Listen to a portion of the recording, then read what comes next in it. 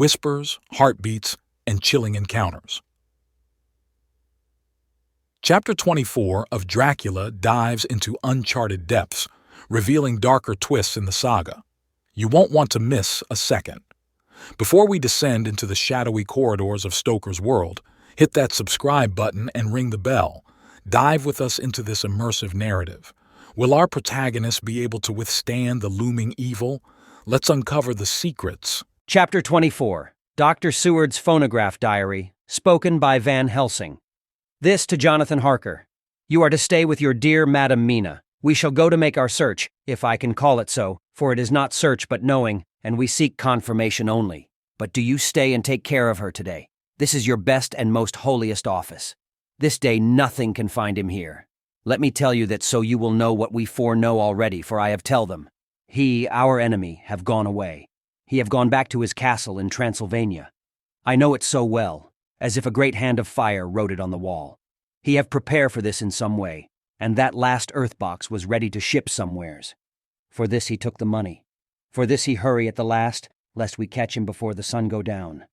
It was his last hope, save that he might hide in the tomb that he think poor Miss Lucy, being as he thought like him, keep open to him. But there was naught of time. When that fail he makes straight for his last resource. His last earthwork, I might say, did I wish double entente. He is clever, oh, so clever. He know that his game here was finish, and so he decide he go back home. He find ship going by the route he came, and he go in it. We go off now to find what ship and whither bound. When we have discovered that, we come back and tell you all. Then we will comfort you and poor dear Madam Mina with new hope. For it will be hope when you think it over, that all is not lost. This very creature that we pursue, he take hundreds of years to get so far as London. And yet in one day, when we know of the disposal of him, we drive him out. He is finite, though he is powerful to do much harm and suffers not as we do. But we are strong, each in our purpose, and we are all more strong together. Take heart afresh, dear husband of Madam Mina. This battle is but begun, and in the end we shall win, so sure as that God sits on high to watch over his children. Therefore be of much comfort till we return. Van Helsing. Jonathan Harker's Journal, 4 October. When I read to Mina Van Helsing's message in the phonograph, the poor girl brightened up considerably. Already the certainty that the Count is out of the country has given her comfort, and comfort is strength to her. For my own part, now that his horrible danger is not face to face with us, it seems almost impossible to believe in it. Even my own terrible experiences in Castle Dracula seem like a long-forgotten dream. Here in the crisp autumn air and the bright sunlight, alas, how can I disbelieve? In the midst of my thought, my eye fell on the red scar on my poor darling's white forehead. Whilst that lasts, there can be no disbelief, and afterwards the very memory of it will keep faith crystal clear.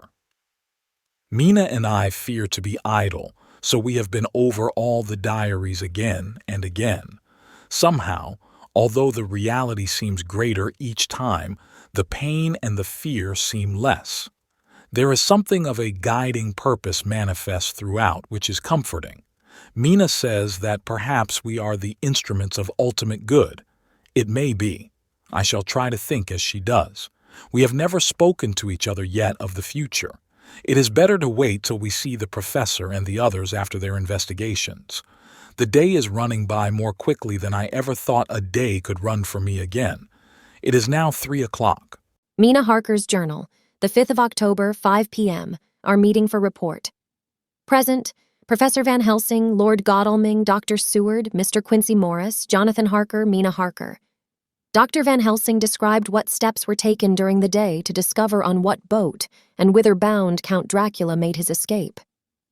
As I knew that he wanted to get back to Transylvania, I felt sure that he must go by the Danube mouth, or by somewhere in the Black Sea, since by that way he come. It was a dreary blank that was before us. Omne ignotum pro magnifico, and so with heavy hearts we start to find what ships leave for the Black Sea last night. He was in sailing ship since Madam Mina tell of sails being set. These not so important as to go in your list of the shipping in the Times, and so we go, by suggestion of Lord Godalming, to your Lloyd's, where are note of all ships that sail, however so small. There we find that only one Black Sea-bound ship go out with the tide. She is the Serena Catherine, and she sail from Doolittle's wharf for Varna, and thence on to other parts and up the Danube. So, said I, this is the ship whereon is the Count. So off we go to Doolittle's wharf, and there we find a man in an office of wood so small that the man looked bigger than the office. From him we inquire of the goings of the Serena Catherine. He swear much, and he red face and loud of voice, but he good fellow all the same, and when Quincy give him something from his pocket which crackle as he roll it up, and put it in a so small bag which he have hid deep in his clothing, he still better fellow and humble servant to us. He come with us and ask many men who are rough and hot. These be better fellows too when they have been no more thirsty. They say much of blood and bloom, and of others which I comprehend not, though I guess what they mean. But nevertheless they tell us all things which we want to know. They make known to us among them how last afternoon at about 5 o'clock comes a man so hurry. A tall man, thin and pale, with high nose and teeth so white, and eyes that seem to be burning, that he be all in black, except that he have a hat of straw which suit not him or the time, that he scatter his money in making quick inquiry as to what ship sails for the Black Sea and for where. Some took him to the office and then to the ship, where he will not go aboard but halt at shore end of gangplank and ask that the captain come to him. The captain come, when told that he will be pay well, and though he swear much at the first, he agree to term. Then the thin man go, and someone tell him where horse and cart can be hired. He go there, and soon he come again, himself driving cart on which a great box. This he himself lift down, though it take several to put it on truck for the ship. He give much talk to captain as to how and where his box is to be placed. But the captain like it not, and swear at him in many tongues, and tell him that if he like he can come and see where it shall be. But he say no, that he come not yet, for that he have much to do. Whereupon the captain tell him that he had better be quick, with blood, for that his ship will leave the place, of blood, before the turn of the tide, with blood. Then the thin man smile and say that of course he must go when he think fit, but he will be surprised if he go quite so soon. The captain swear again, polyglot, and the thin man make him bow and thank him, and say that he will so far intrude on his kindness as to come aboard before the sailing. Final the captain, more red than ever, and in more tongues tell him that he doesn't want no Frenchmen, with bloom upon them and also with blood in his ship, with blood on her also. And so after asking where there might be close at hand a ship where he might purchase ship forms, he departed. No one knew where he went, or bloomin' well cared, as they said, for they had something else to think of, well with blood again, for it soon became apparent to all that the Serena Catherine would not sail as was expected. A thin mist began to creep up from the river, and it grew and grew, till soon a dense fog enveloped the ship and all around her. The captain swore polyglot, very polyglot, polyglot with bloom and blood, but he could do nothing. The water rose and rose, and he began to fear that he would lose the tide altogether. He was in no friendly mood when just at full tide the thin man came up the gangplank again and asked to see where his box had been stowed. Then the captain replied that he wished that he and his box, old and with much bloom and blood, were in hell. But the thin man did not be offend, and went down with the mate and saw where it was placed, and came up and stood a while on deck in fog. He must have come off by himself, for none notice him. Indeed, they thought not of him, for soon the fog began to melt away, and all was clear again. My friends of the thirst and the language that was of bloom and blood laughed, as they told how the captain's swears exceeded even his usual polyglot, and was more than ever full of picturesque. When on questioning other mariners who were on movement up and down on the river that hour, he found that few of them had seen any of fog at all, except where it lay round the wharf. However, the ship went out on the ebb tide, and was doubtless by morning far down the river mouth. She was by then, when they told us, well out to sea. And so, my dear Madam Mina, it is that we have to rest for a time, for our enemy is on the sea with the fog at his command on his way to the Danube mouth. To sail, a ship takes time, go she never so quick, and when we start, we go on land more quick, and we meet him there. Our best hope is to come on him when in the box between sunrise and sunset, for then he can make no struggle, and we may deal with him as we should. There are days for us in which we can make ready our plan. We know all about where he go, for we have seen the owner of the ship, who have shown us invoices and all papers that can be.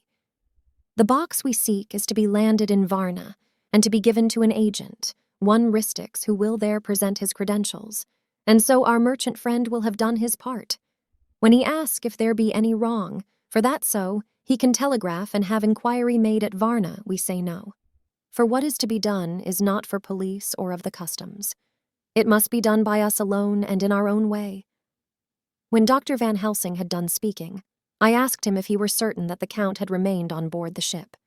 He replied, "We have the best proof of that, your own evidence, when in the hypnotic trance this morning."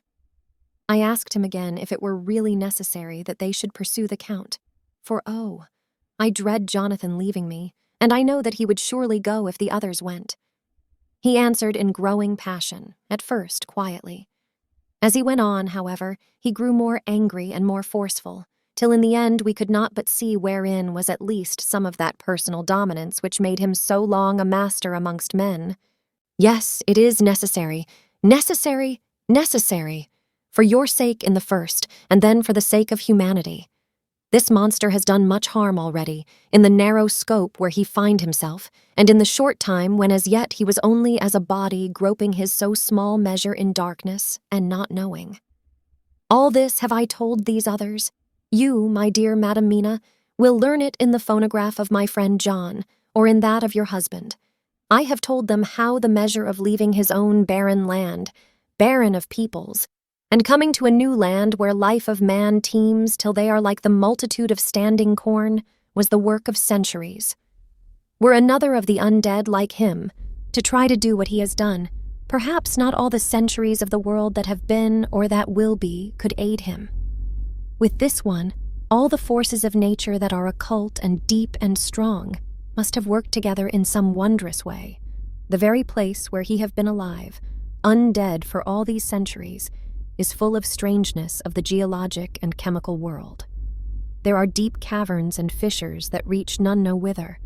There have been volcanoes, some of whose openings still send out waters of strange properties, and gases that kill or make to vivify. Doubtless there is something magnetic or electric in some of these combinations of occult forces which work for physical life in strange way, and in himself were from the first some great qualities. In a hard and warlike time, he was celebrate that he have more iron nerve, more subtle brain, more braver heart than any man. In him some vital principle have in strange way found their utmost, and as his body keeps strong and grow and thrive, so his brain grow too. All this without that diabolic aid which is surely to him, for it have to yield to the powers that come from and are symbolic of good. And now this is what he is to us. He have infect you. Oh, forgive me, my dear, that I must say such, but it is for good of you that I speak. He infect you in such wise that even if he do no more, you have only to live in your own old sweet way, and so in time death, which is of man's common lot and with God's sanction, shall make you like to him. This must not be. We have sworn together that it must not. Thus are we ministers of God's own wish, that the world and men for whom his Son die will not be given over to monsters whose very existence would defame him. He have allowed us to redeem one soul already, and we go out as the old knights of the cross to redeem more. Like them we shall travel towards the sunrise, and like them, if we fall in good cause. He paused, and I said, "But will not the Count take his rebuff wisely? Since he has been driven from England, will he not avoid it, as a tiger does the village from which he has been hunted?"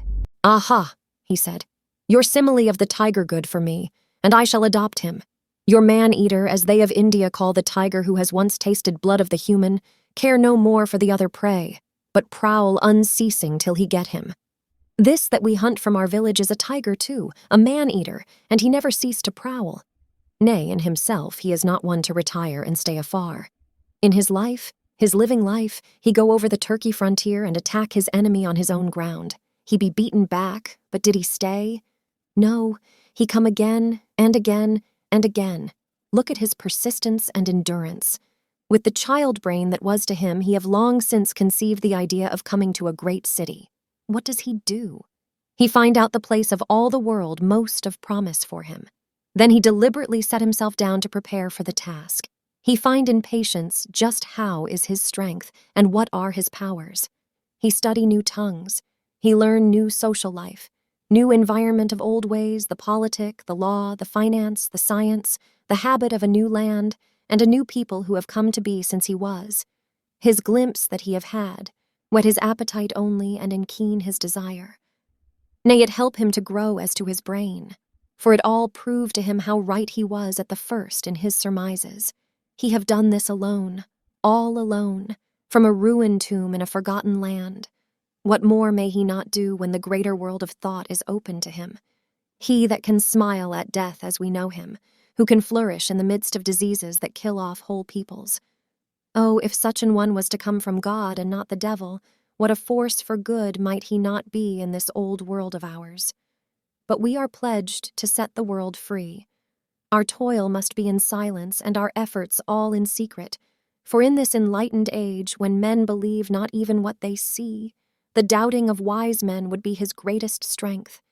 It would be at once his sheath and his armor, and his weapons to destroy us, his enemies, who are willing to peril even our own souls for the safety of one we love, for the good of mankind, and for the honor and glory of God. After a general discussion, it was determined that for tonight nothing be definitely settled, that we should all sleep on the facts and try to think out the proper conclusions. Tomorrow at breakfast we are to meet again, and after making our conclusions known to one another, we shall decide on some definite cause of action. I feel a wonderful peace and rest tonight. It is as if some haunting presence were removed from me. Perhaps. My surmise was not finished, could not be, for I caught sight in the mirror of the red mark upon my forehead, and I knew that I was still unclean. Dr. Seward's Diary. 5 October. We all rose early, and I think that sleep did much for each and all of us. When we met at early breakfast, there was more general cheerfulness than any of us had ever expected to experience again. It is really wonderful how much resilience there is in human nature. Let any obstructing cause, no matter what, be removed in any way, even by death, and we fly back to first principles of hope and enjoyment. More than once, as we sat around the table, my eyes opened in wonder whether the whole of the past days had not been a dream. It was only when I caught sight of the red blotch on Mrs. Harker's forehead that I was brought back to reality. Even now, when I am gravely revolving the matter, it is almost impossible to realize that the cause of all our trouble is still existent. Even Mrs. Harker seems to lose sight of her trouble for whole spells. It is only now and again when something recalls it to her mind that she thinks of her terrible scar. We are to meet here in my study in half an hour and decide on our course of action. I see only one immediate difficulty. I know it by instinct rather than reason. We shall all have to speak frankly. And yet I fear that in some mysterious way poor Mrs. Harker's tongue is tied. I know that she forms conclusions of her own, and from all that has been, I can guess how brilliant and how true they must be.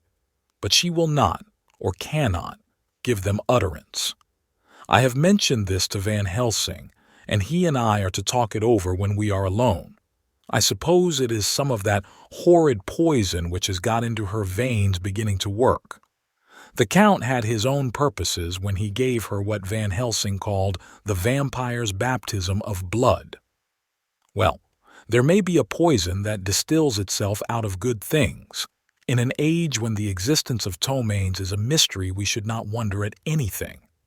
One thing I know, that if my instinct be true regarding poor Mrs. Harker's silences, then there is a terrible difficulty, an unknown danger, in the work before us. The same power that compels her silence may compel her speech. I dare not think further, for so I should in my thoughts dishonor a noble woman. Van Helsing is coming to my study a little before the others. I shall try to open the subject with him. Later, when the professor came in, we talked over the state of things. I could see that he had something on his mind which he wanted to say, but felt some hesitancy about broaching the subject. After beating about the bush a little, he said suddenly, "Friend John, there is something that you and I must talk of alone, just at the first at any rate. Later, we may have to take the others into our confidence." Then he stopped, so I waited. He went on. "Madam Mina, our poor dear Madam Mina is changing." A cold shiver ran through me to find my worst fears thus endorsed. Van Helsing continued, "With the sad experience of Miss Lucy, we must this time be warned before things go too far. Our task is now in reality more difficult than ever, and this new trouble makes every hour of the direst importance.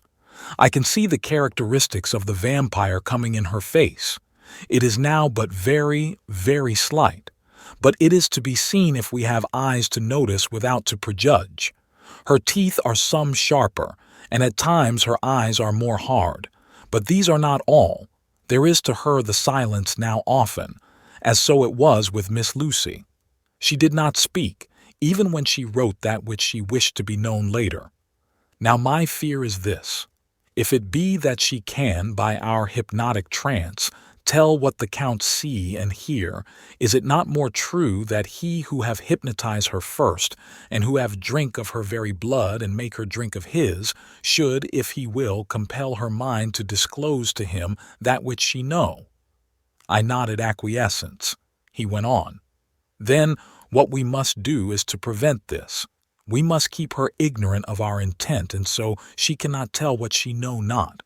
This is a painful task. Oh, so painful that it heartbreak me to think of, but it must be. When today we meet, I must tell her that for reason which we will not to speak, she must not more be of our counsel, but be simply guarded by us."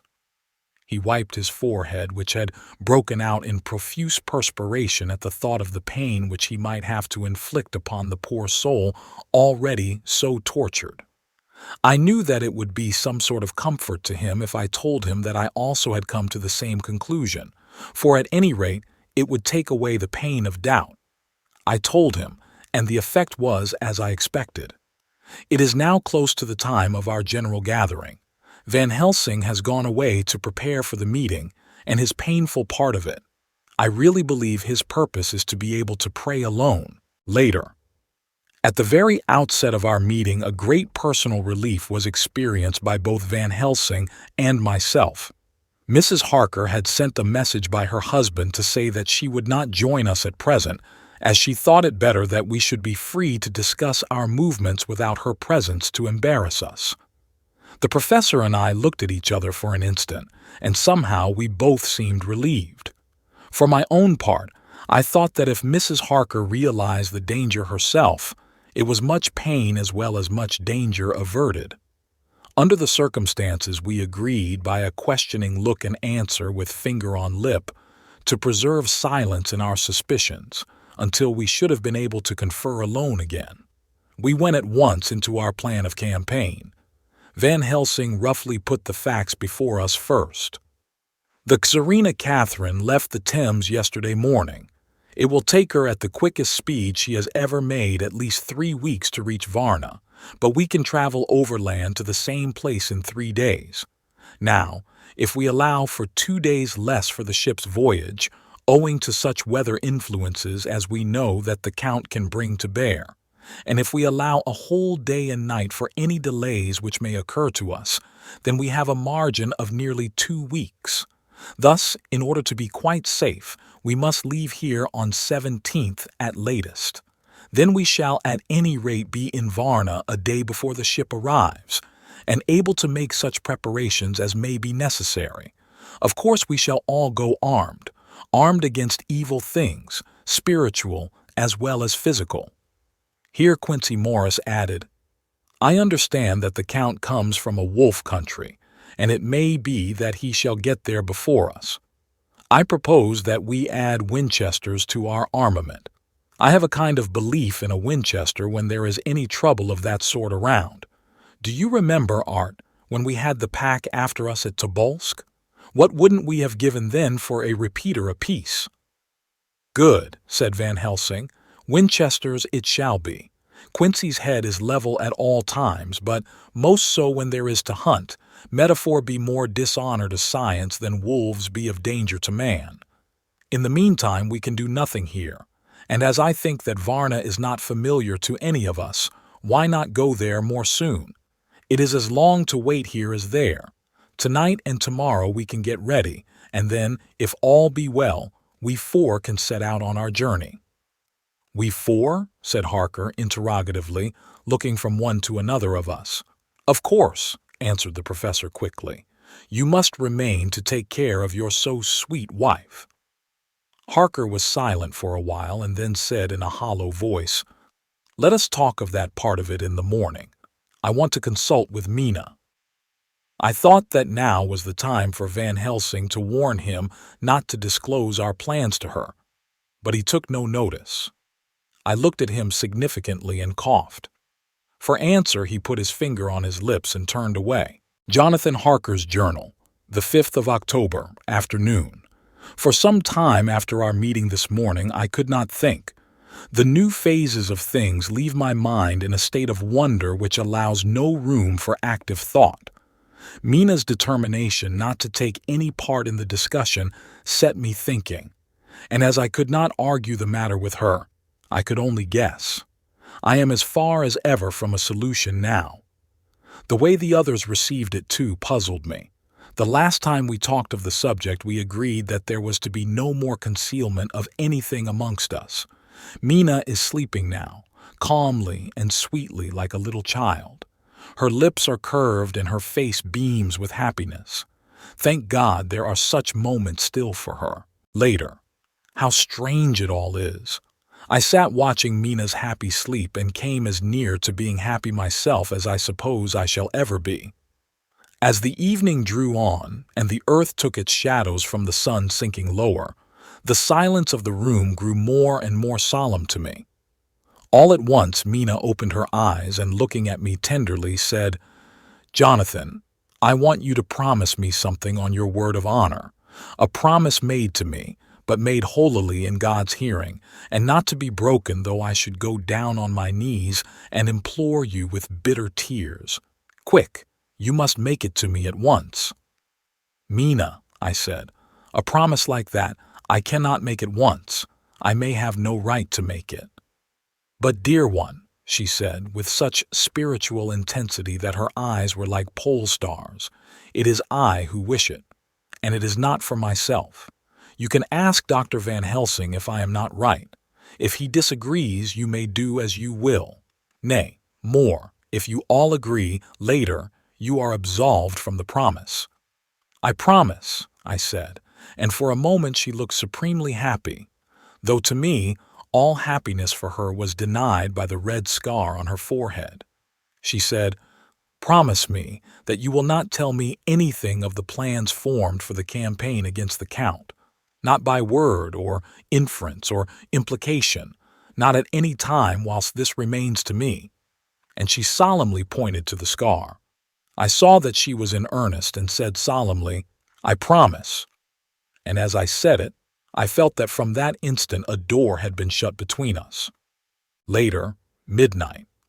Mina has been bright and cheerful all the evening, so much so that all the rest seemed to take courage, as if infected somewhat with her gaiety. As a result, even I myself felt as if the pall of gloom which weighs us down were somewhat lifted. We all retired early. Mina is now sleeping like a little child. It is a wonderful thing that her faculty of sleep remains to her in the midst of her terrible trouble. Thank God for it, for then at least she can forget her care. Perhaps her example may affect me as her gaiety did tonight.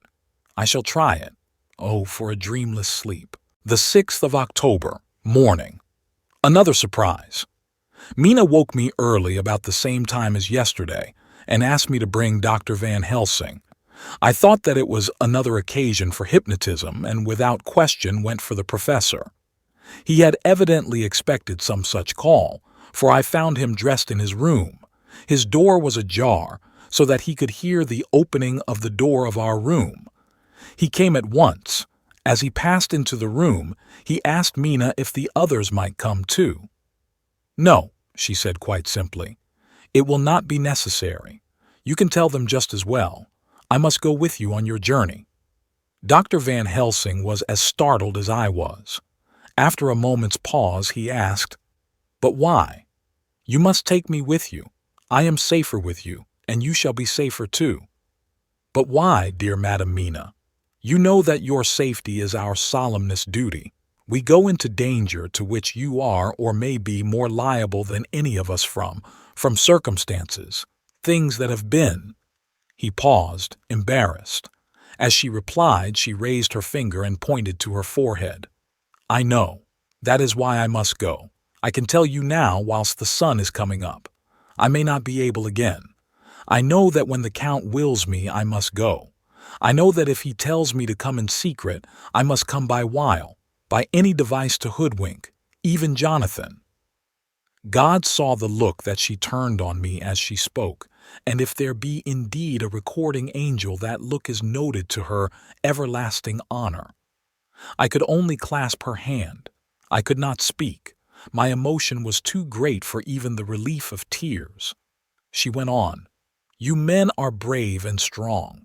You are strong in your numbers, for you can defy that which would break down the human endurance of one who had to guard alone. Besides, I may be of service, since you can hypnotize me, and so learn that which even I myself do not know." Dr. Van Helsing said very gravely, "Madam Mina, you are, as always, most wise. You shall with us come, and together we shall do that which we go forth to achieve." When he had spoken, Mina's long spell of silence made me look at her. She had fallen back on her pillow asleep. She did not even wake when I had pulled up the blind and let in the sunlight which flooded the room. Van Helsing motioned to me to come with him quietly. We went to his room, and within a minute Lord Godalming, Dr. Seward, and Mr. Morris were with us also. He told them what Mina had said and went on. "In the morning, we shall leave for Varna. We have now to deal with a new factor, Madam Mina. Oh, but her soul is true. It is to her an agony to tell us so much as she has done, but it is most right, and we are warned in time.